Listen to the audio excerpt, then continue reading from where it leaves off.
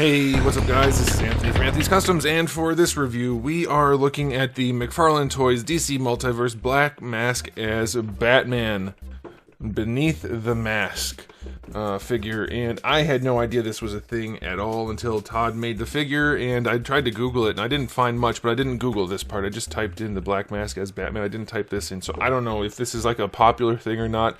Let's do a question of the day. Did you guys ever think to yourself, man, I wish I had a Black Mask as Batman figure?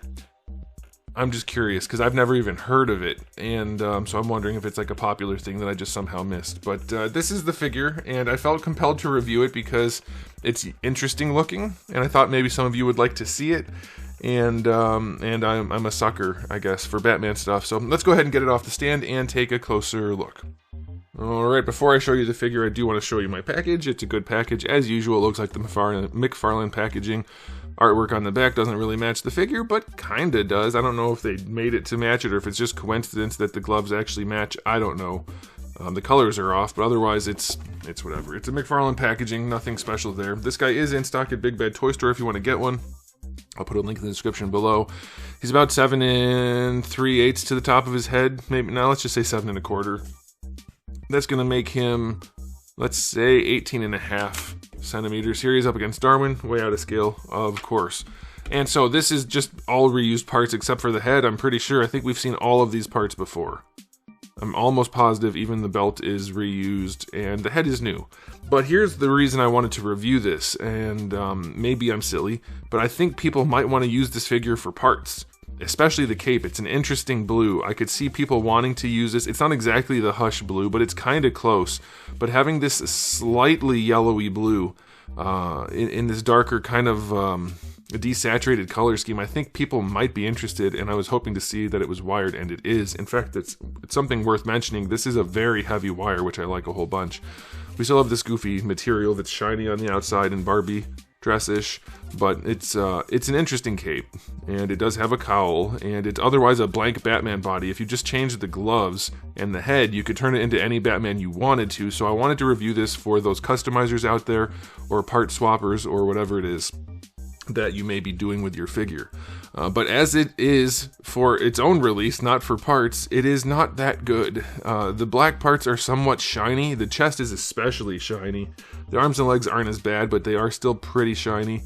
This is one of their better sculpts. It's still a little slender. It looks more like Dick Grayson Batman to me than actual Batman, but it's still a good enough sculpt. And okay, for what it is, they did a decent job painting the Bat logo on there. It's not perfect, but it's pretty close.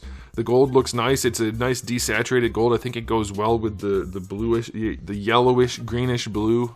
It's obviously it's not yellow or green, but if you know color theory, you know what I'm talking about. It's not a pure blue at all.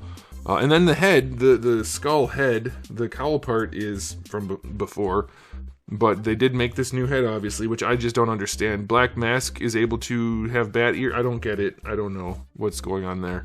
But whatever. I guess it could be a whole new... I don't know what's going on with this. I don't get it. But anyway, the paint job and sculpt work is pretty cool. Or are pretty cool. And so I thought some people might be interested. And so that's why I got it. And so aesthetically, it's fine.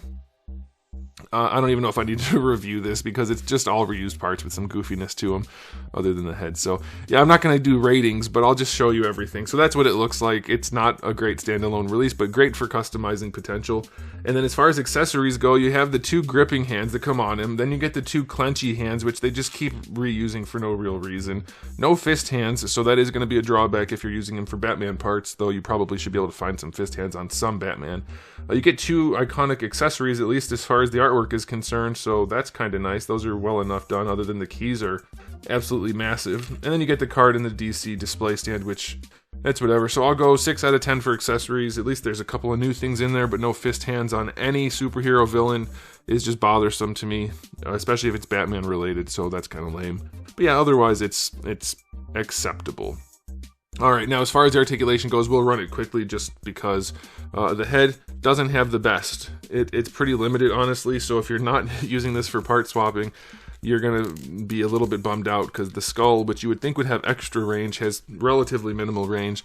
Shoulders do work nicely on this mold. It's not bad. You can get them up to horizontal, full rotation. That's all fine. Bicep swivel is there. Double jointed elbows work well enough, but they are ugly. That's all old news to you who collect McFarlane figures. It's probably a little dark. We'll do that. These black PVC, it's like black and yellow and white are the hardest things to film when it's just bare plastic. The wrists have ball hinges, but there's not a lot of room because of the way they did the gloves, I guess you want to call them. For the diaphragm joint, he leans back nicely, so that's good. Leaning forward, almost none. I'm guessing you could modify that a little bit to make it work. Side to side is pretty good. Rotation is okay. Lower torso articulation is next to non-existent on this version. I don't know if they screwed something up or if it's always been like that. I don't really remember, but it barely wants to move at all. And then for the hips, you can do splits pretty well. It does stretch out the crotch and you may end up actually getting some stress marks, so be aware of that, but they do work nicely with no nuggets.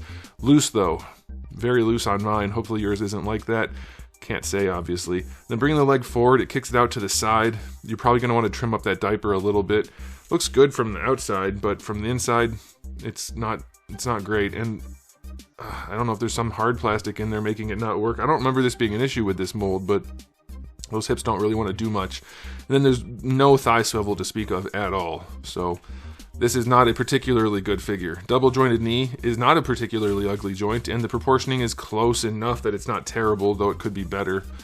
Man, you can also hyperextend the legs a lot.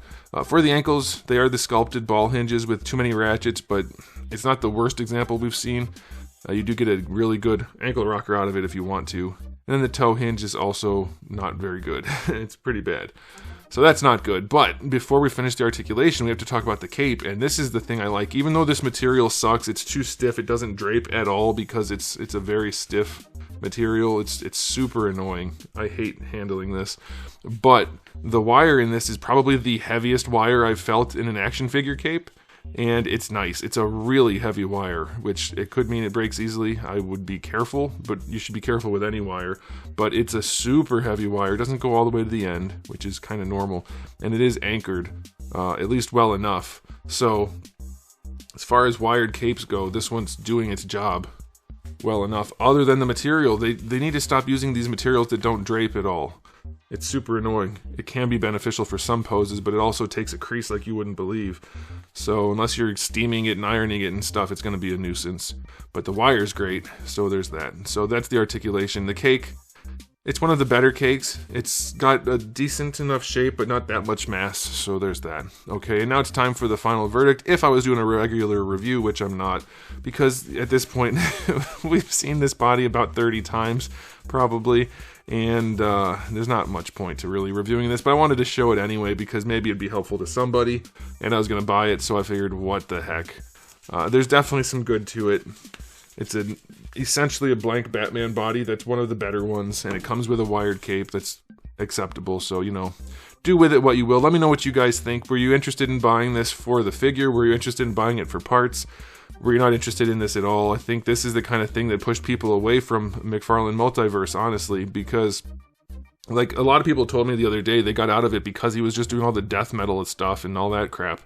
And it's like, I get it, because most people don't care about that. Like, there's definitely a niche audience, and some people love it, and that's fine. I'm not knocking. I'm just saying you can't pick hyper-specific things that aren't broadly appealing and expect your line to flourish. It took him how many years to make a Wonder Woman, for instance, or a good Superman? It's just weird. And then adding this kind of stuff, I get that it's cheap, but how many people are really going to buy this at full price? I don't think many. I'm guessing. But maybe you guys can correct me. I don't know. I'm just throwing out my ideas. But that's it for me. So thanks for watching. If you enjoyed the video, please do give it a thumbs up. If you didn't, give it a thumbs down. And if you haven't subscribed, you should. I have new videos just about every single day. And thousands already on the channel. So make sure you come back for all of that. And in the meantime, keep collecting.